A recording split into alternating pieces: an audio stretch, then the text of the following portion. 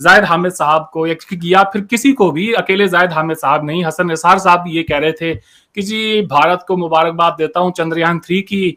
अब मोदी साहब से गुजारिश है कि वो कोई टॉयलेट भी बना लें, लोगों के पास टॉयलेट नहीं है। कि सिर्फ 42% पाकिस्तानियों के पास टॉयलेट फैसिलिटीज हैं और उतने ही पाकिस्तानी हैं जिनके पास सैनिटेशन है। एक इंसान टेलीविजन चैनल पर बैठ के पाकिस्तान को जंग की तरफ धकेलने की बात करता है। देखिए, उनका अपने एक नुक्ता नजर है। हर रोज कोई नया ट्रेंडिंग पर रहना, तो उनका तो जैसे कि उनको आदत हो गई है। चंद्रयान भेजा ट्रेंडिंग पर, सूरज के मिशन भेजा ट्रेंडिंग पर, अभी समंदरयान भेजे ट्रेंडिंग पर, G20 की मीटिंग हुई उस पर भी ट्रेंडिंग पर। और फिर ये भी दिखाया कि हिंदुस्तान पिछले 4 साल में वो इस चीज के ऊपर काबू पा रहा है। हमारे से आगे निकल के हमारे हालात थे उनके भी। यानी यहाँ से जाते जाते वापस वो बात तैयब उर्दगन कह रहे हैं कि कॉरिडोर की हम बात कर चुके हैं। क्या मीडिया को कोई ऐसी इंस्ट्रक्शंस दी गई थी कि आपने चंद्रयान को डाउन प्ले करना है और फिर G20 की जो अभी समिट मीटिंग हुई इंडिया में उसको भी डाउन प्ले करना है?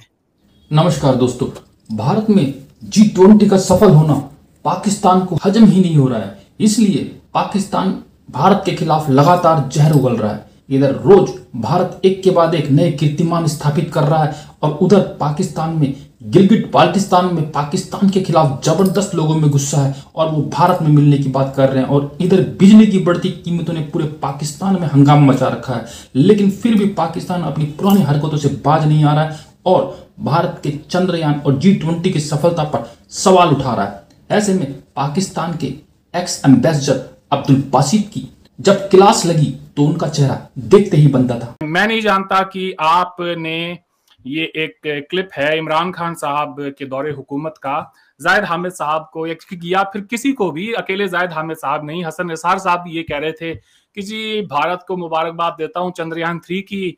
अब मोदी साहब से गुजारिश है कि वो कोई टॉयलेट भी बना लें, लोगों के पास टॉयलेट नहीं है। तो मैंने सोचा ये इंपॉर्टेंट है कि सब सुन लें जरा एक दफा कि इमरान खान साहब जब प्राइम मिनिस्टर थे तो उन्होंने क्या कहा।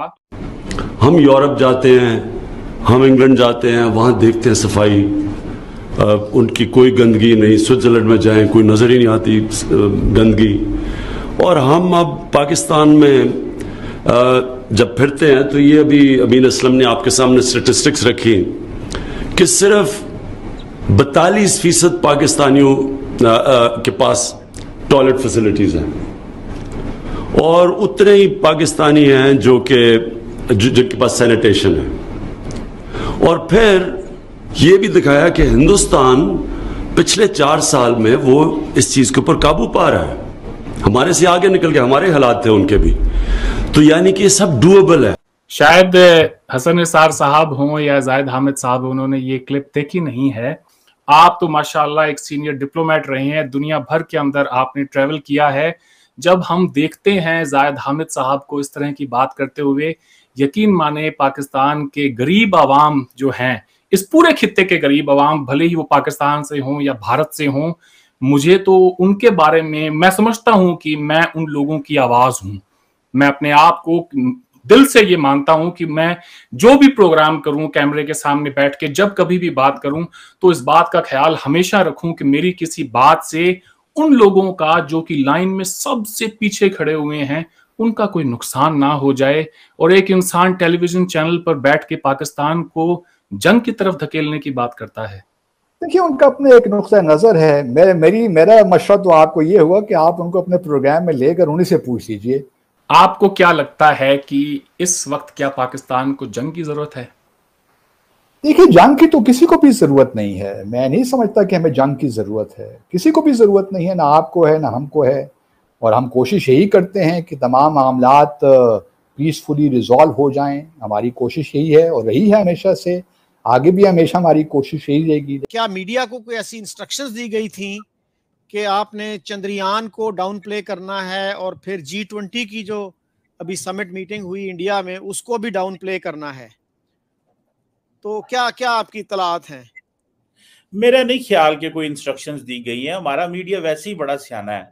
हमारे मीडिया को चौट सा पता लग गया होगा कि किस मुल्क में जिंदा रहने के लिए क्या क्या जो है वो पापड़ बेलने पड़ते हैं। तो वो मीडिया वो कहता है यार छोड़ो इन चीजों को, ये क्या हम वो जो करने की जरूरत है, मुश्किलात में पड़ने की क्या जरूरत है।